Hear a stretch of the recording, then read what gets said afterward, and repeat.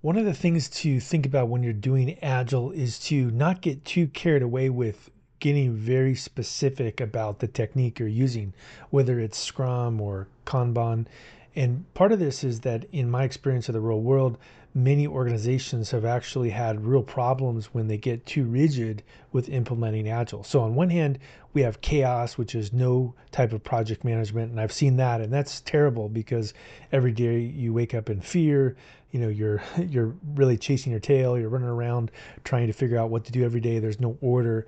On the flip side, we have the opposite of that, which is you get a very rigid adherence to a methodology, and it could mean that you do rigid daily stand-ups that drag out into an hour each day, where you have these really intensive retrospectives, and you get into really spending most of your time in meetings about the work that you would like to do.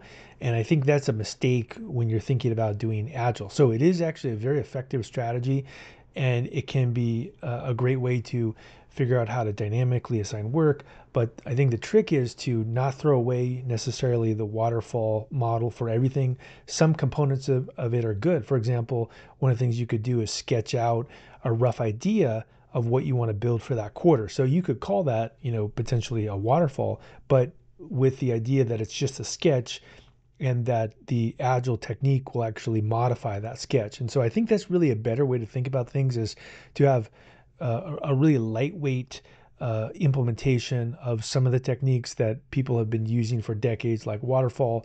Use that to get some original planning, and then later do a very, very lightweight, really async friendly agile technique where there's not lots of meetings. And in fact, I think there's really not a lot of evidence that says a daily stand-up is important when you could just potentially put a message in a Slack channel, or put a message in a Google Doc or the ticket system.